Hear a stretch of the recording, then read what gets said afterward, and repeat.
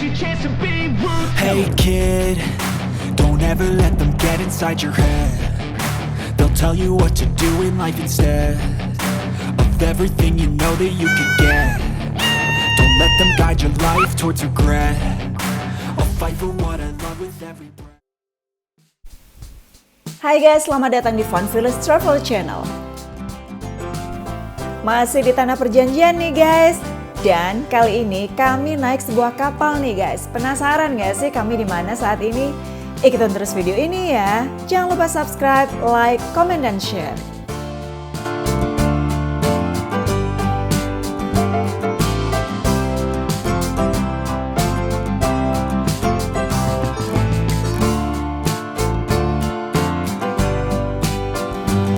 Sebagai warga Indonesia yang baik, meskipun kami ada di negara orang, kami nggak lupa sama bangsa sendiri.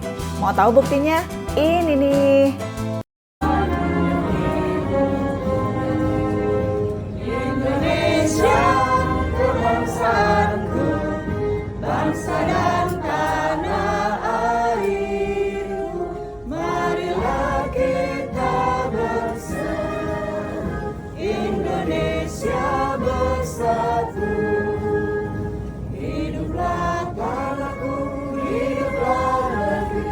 Bangsaku, rakyatku semuanya, bangunlah jiwanya, bangunlah badannya untuk Indonesia Raya.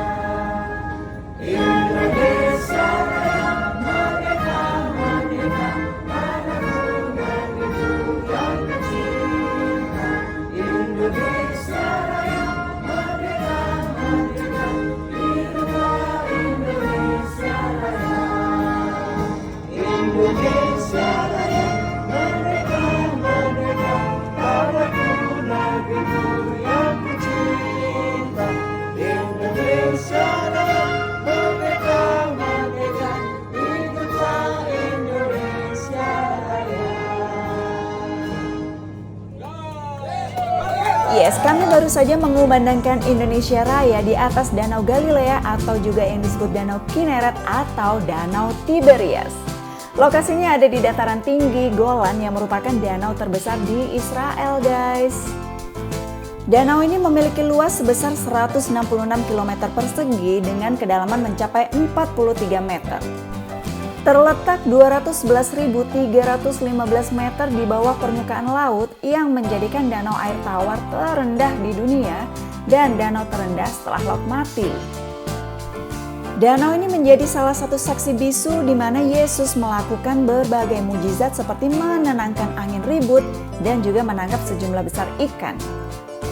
Di danau ini juga Yesus memanggil 4 dari 12 muridnya, di antaranya Simon Petrus dan saudaranya Andreas, Zebedeus, Yohanes, dan juga Yakobus.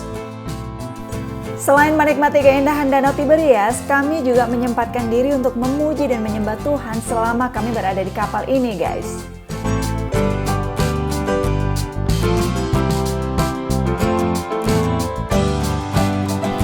Acara kami lanjutkan dengan makan siang bersama nih guys, dengan menu utamanya yang wajib kalian coba selama mengunjungi Tiberias di Israel ini guys, yaitu ikan Petrus. Dan ini adalah ikan yang ditangkap oleh Petrus guys di Danau Tiberias, makanya dikenal dengan ikan Petrus. Padahal mah ini mah ikan mujair, tapi ukurannya jumbo.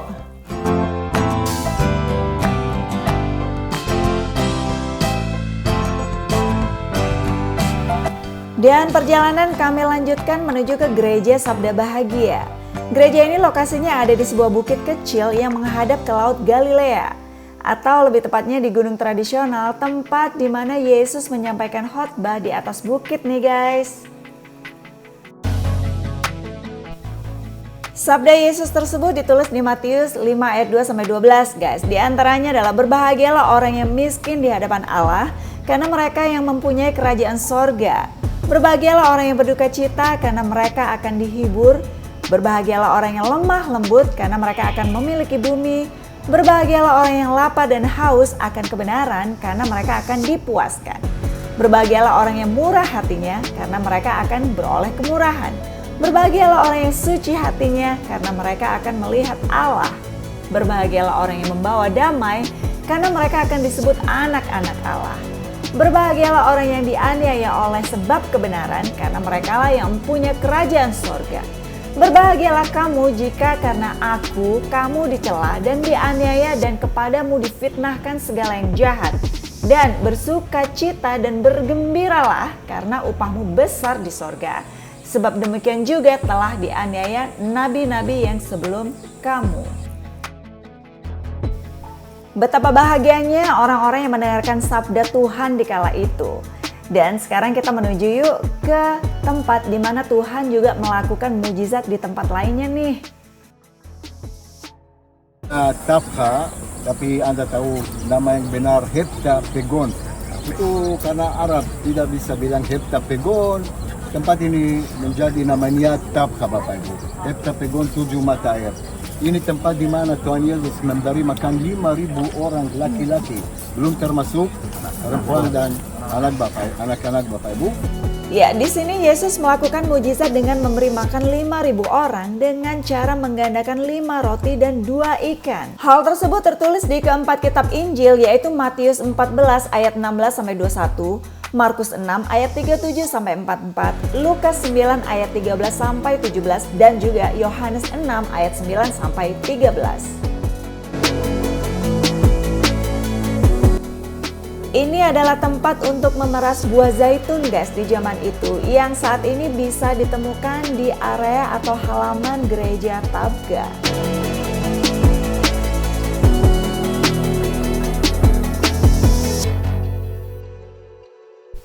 Perjalanan kita menuju kemana? Ikutin Pak Nisim lagi yuk.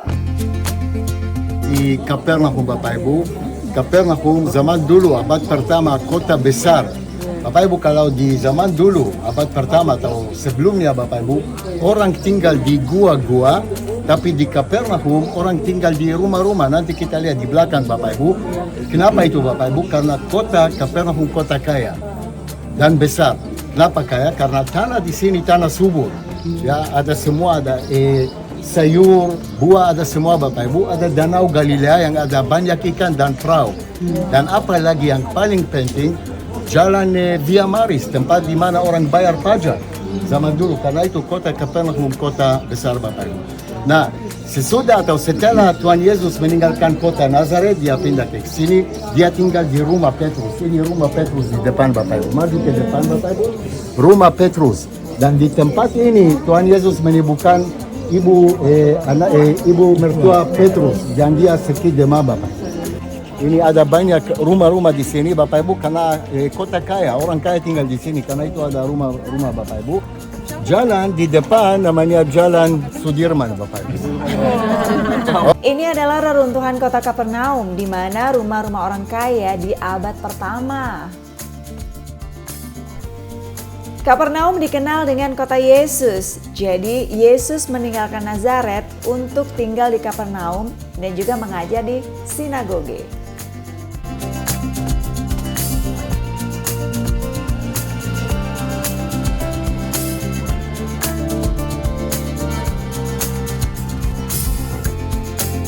Dan 153 yang artinya aku adalah Tuhan. Di depan ada gereja Katolik Fransiskan Bapak Ibu. Di dalam gereja ada batu, ditulis di bawah Mensa Christi. Mensa Christi bahasa Latin artinya meja Kristus. Di mana Tuhan Yesus dan 7 murid kan sarapan pagi di sini Bapak Ibu.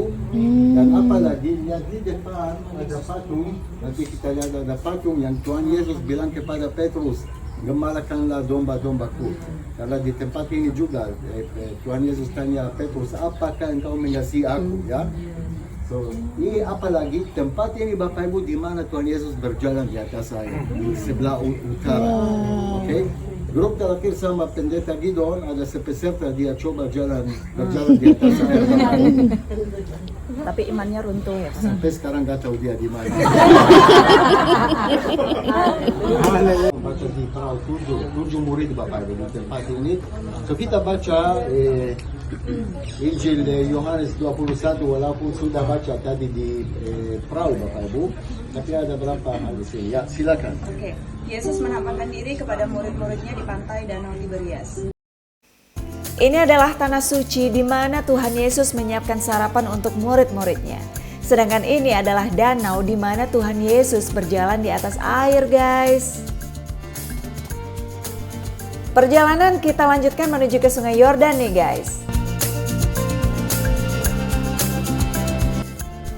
Sungai Yordan ini merupakan batas antara Palestina, Israel, dan Yordania.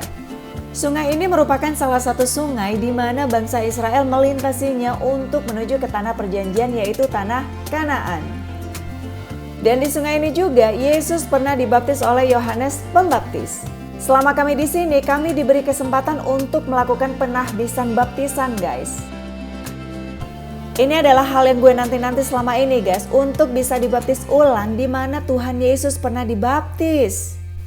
Bedanya setelah gue dibaptis di sini, gue nggak ngeliat itu yang namanya Roh Kudus dalam bentuknya sebagai merpati, guys. Sungai Yordan ini cukup terpelihara kebersihannya, guys. Jadi untuk melihat ke dasar aja sampai kelihatan karena saking bersihnya, guys. Bahkan ketika gue lagi dibaptis menuju masuk ke air, itu ada beberapa ikan kecil yang mulai gigitin kaki gue, guys. Jadi berasa kayak dimasas tahu. Oke guys, ini adalah perjalanan kami selama ada di Holy Land. Terima kasih yang sudah nonton ya. Jangan lupa subscribe, like, komen, dan share. Sampai ketemu di video berikutnya. Bye!